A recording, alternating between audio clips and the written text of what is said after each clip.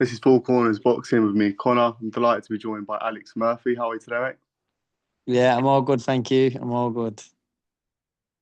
Oh no, good stuff.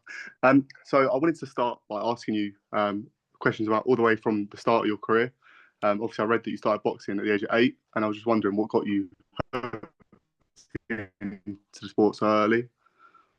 You know what? So it wasn't like a choice, to be honest. Like, I didn't choose boxing. I sort of fell into it. So I started playing football when I was 6, and then when I was 8, I moved teams, and the coach at this new team, he was a boxing coach as well as a football coach, and he had his own gym. So obviously the whole team like went down just for a bit of fitness. Just to sort of supplement the football training that we were doing. And yeah, so I was 8 at the time. Went down. It was just once a week. It was in Bolton. Obviously, I'm from Salford, so like a 20-minute drive. And I just remember every Wednesday, my dad would take me down.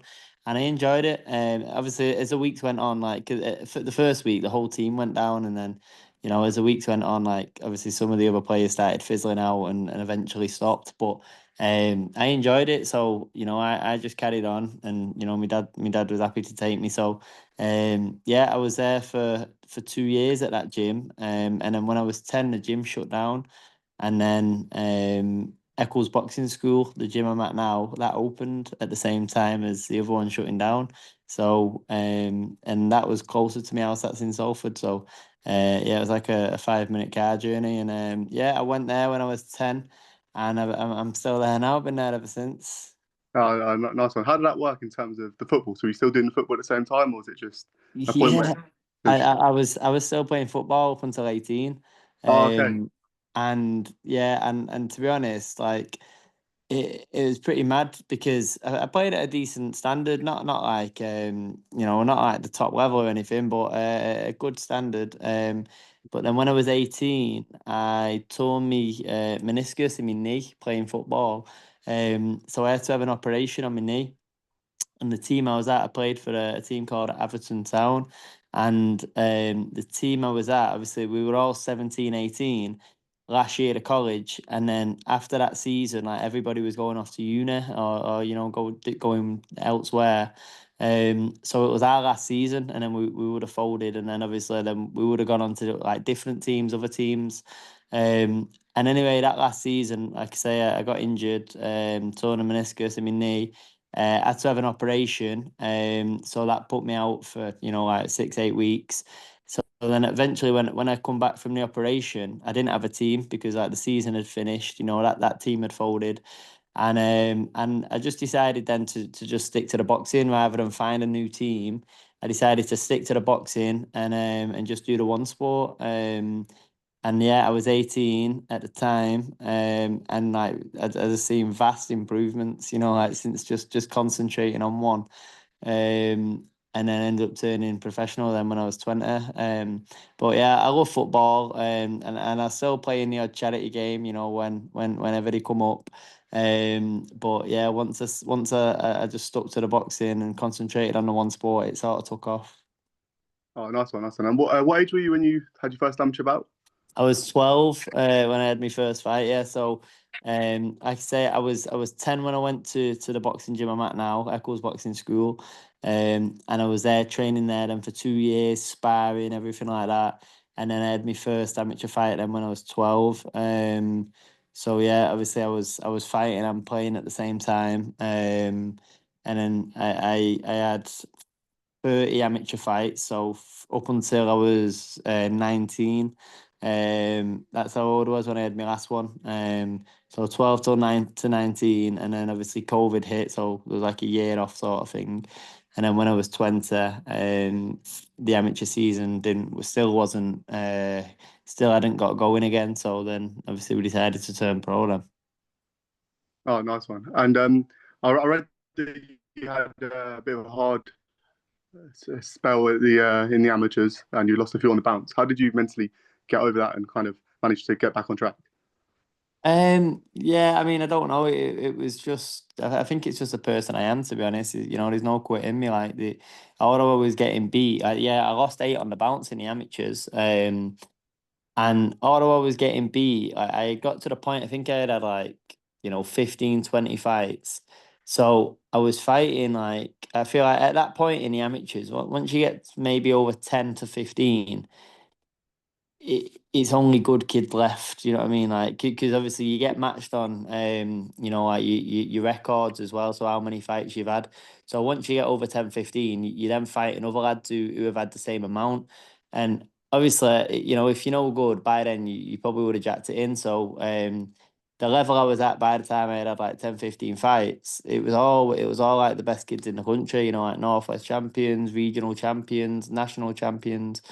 Um, so like when I lost them 8 on the bounce, like obviously it was hard, it was hard. I ended up getting fed up a little bit, like lost again, lost again. But deep down, like I knew, I weren't getting levered, I weren't getting beat up in the fights, like I weren't getting battered. They were all close fights. Like I was losing by a round or whatever, like and I knew the lads who I were fighting were very good, like they're all champions, and some of them boxed for England, and I was losing in split decisions against kids who boxed in England. So although like I kept getting beat, I knew I was still performing well and I was still performing at a high level.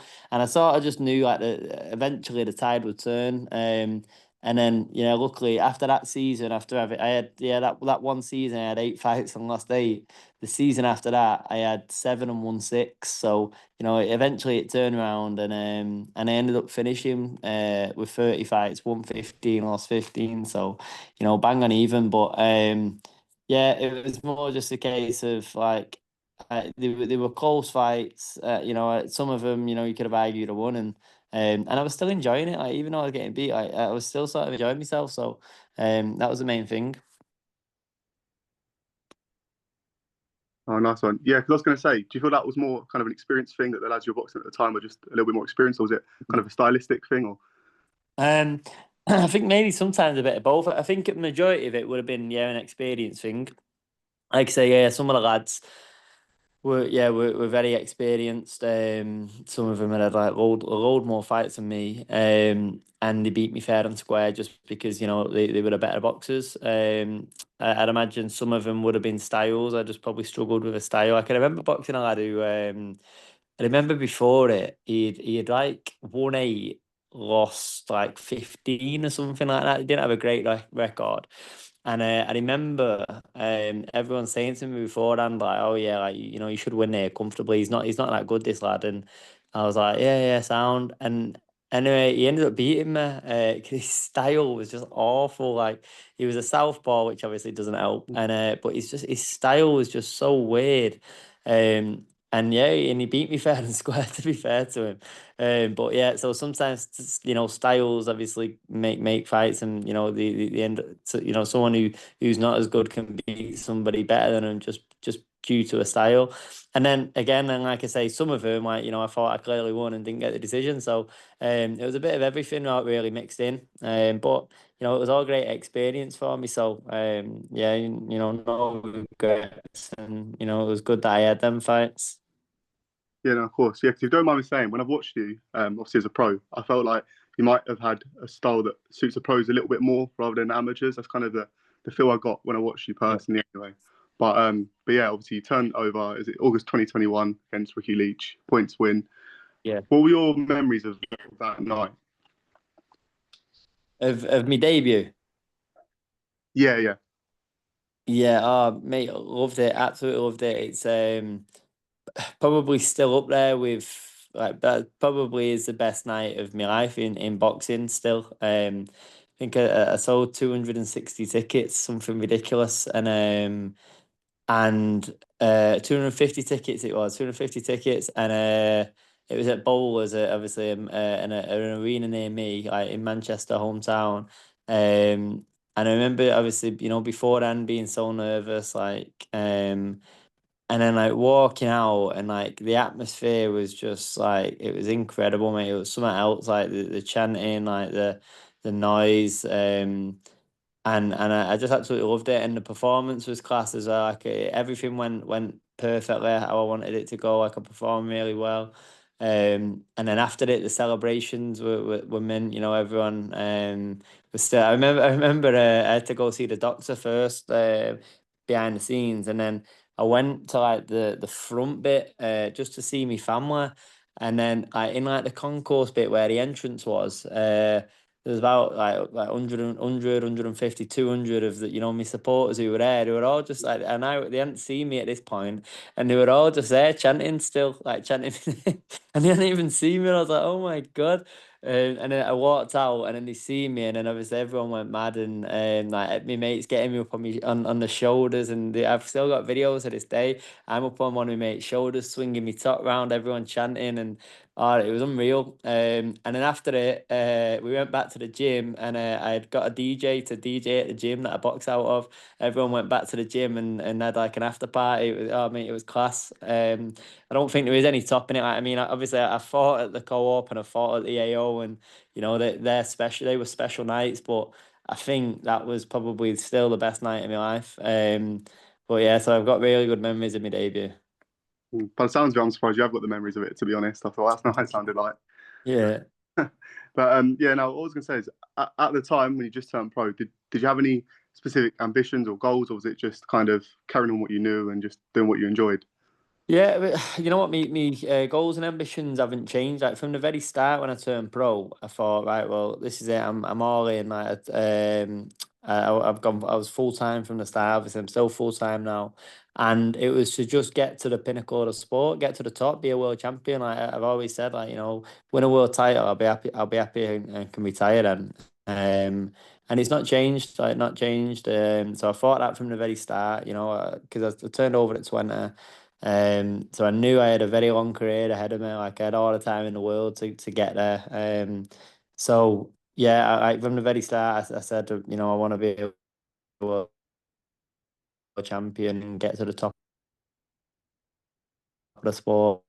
Yeah, well, nothing's changed. Oh, cool. And you're active early on against kind of the traditional journeyman. What would you say is the biggest lesson you learned from that route?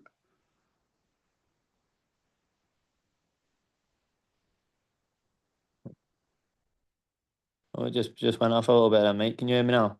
Right, yeah, sorry, I'm There there. you go. I Can you can hear hear me? you now. All right, Yeah. cool. So what I was saying is, early on in your career, you were quite active. You were out a few times a year, and obviously up against a traditional, tough, durable journeyman. What would you say was the most valuable lesson you learned boxing those kind of guys that box week in, week out, and are natural survivors and there to enhance your skills? Just really, yeah, just to like work on stuff like the, like with me being active, it was quite good because, I'd take a fight, we'd watch it back, I'd see the stuff that, I wanted to improve on, and then obviously I'd have then my next training camp sort of working on that sort of stuff, and then I'd go into my next fight then, trying to implement it, and I feel like that's the fastest way to improve. And I feel like, since then, because I've been so active, like it's still like my fourth or fifth year as a pro. And pretty much every year, bar one, I only had two in 1 year. And by 1 year, I've been active every year. I've been a pro. So it's so much easier to improve through being active because yeah, like I say, I can try different things and especially like at the start of the career, when you're boxing the journeymen who are really there, to take a paycheck, and that them sort of opponents are all the tough. Like you can maybe get away with trying a few things rather than obviously the level I'm at now. It's a bit harder, but. Um, yeah, I've learned loads of valuable lessons to be fair early on. And yeah, I think, all of them fights have helped me get to, where I am now. Yeah, of course. And then obviously April of this year, you made a massive jump against Khalil Majid. A really close fight. I personally thought you nicked it. Um, how did you prepare for the magnitude of that fight and the jump in levels? To be honest, like, similar to how I've prepared for every fight, I've had like a good, with that one, it was back to back camps. I was in camp like pretty much for 4 months. I started because I fought in February, and I started camp obviously at the start of Jan. So I had like January, February camp, and then the Majid fight was then I think 6 or 7 weeks after it. So I had the weekend off, and then I went straight back into camp again. So it was like two back-to-back camps. So like, no, I mean, in terms of like preparation, nothing really changed. Like obviously, I stayed switched on, stayed in the gym, stayed obviously, eating right, eating well, like making weight. And then obviously the preparation for like the sparring then come into place, like picking sparring partners, people with styles similar to Khalil, and yeah, it was a tough one because it was my first time on a big stage. It was my first like real big fight. So I feel like mentally it was tough, but I work with a mindset coach, and I had worked with him for a good few fights prior to the Cleo fight. So then, when that fight come up, obviously, I continue to work with him for that. Did a lot of like, visualization and a lot of breath work and everything like that. So, yeah, I felt my preparation was good, and it was a good fight, and yeah, but I performed well. So in the end, I was happy. Yeah, of course. And obviously, your last fight, Akif has another really, really close fight. In terms of that fight, because it was a last minute call up and you were a last minute replacement, did anything change in terms of your usual setup there, or like your usual game plan and how you'd approach things? Because obviously you had no notice. Yeah, well, that was the hardest one. Obviously, 12 days notice. We've not had enough time. So, Yeah, and again, the hardest part of that again was mental.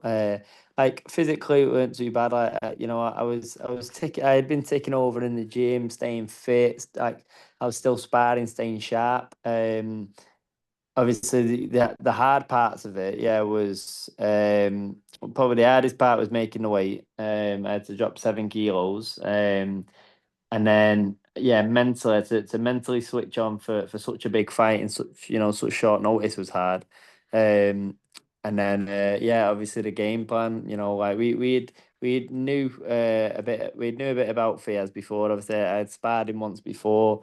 It didn't take long to go on YouTube and watch him and come up with a game plan. But us boxers were so used to doing that over 6 8 weeks and implementing the game plans into sparring. And obviously, I didn't really get that chance because of the short notice. But again, though, no regrets. And that's a fight that I felt like I won. You mentioned about the Majid fight that you thought I nicked it, and personally, I thought, personally speaking, the Majid fight was close, but I do think Majid nicked it by a round or two. When I watch it back, I have scored it to Majid.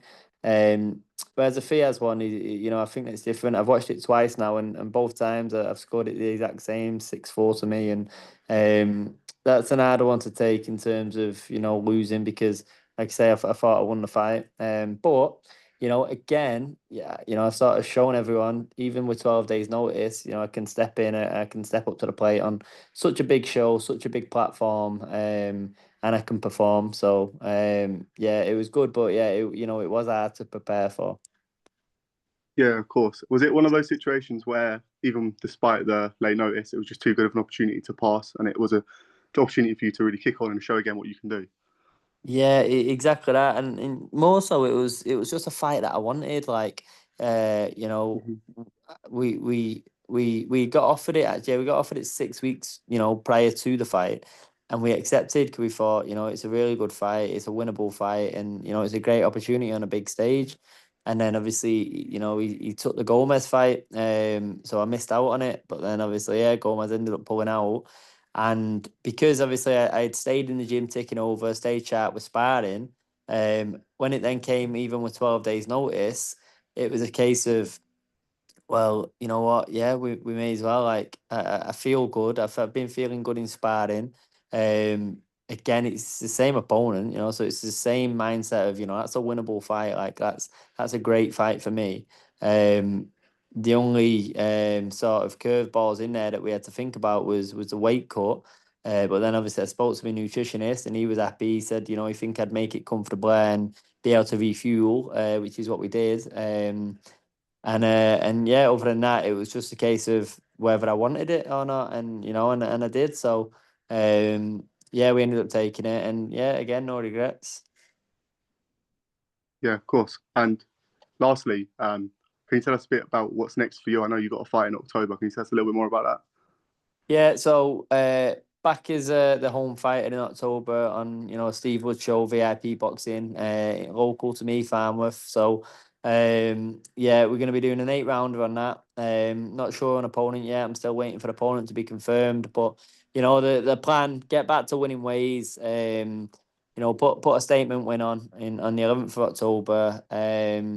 And then just go again then to see what other big shows there is, see what other big fights there is. I love these big fights, like them last 2 fights, 50-50 good fights, on big good platforms. And that's what I want. That's what I want to do. That's why I'm in the sport. So yeah, so get a win 11th of October, and then see what else is out there then. Yeah, lovely stuff. Well, I'll leave it there. I know you're busy. You've got a lot of stuff on and training hard for that fight. But thank you so much for your time. I do really appreciate it. And all the best for October. No, Lovely stuff. Cheers, mate. no worries, mate. Thank you. Cheers.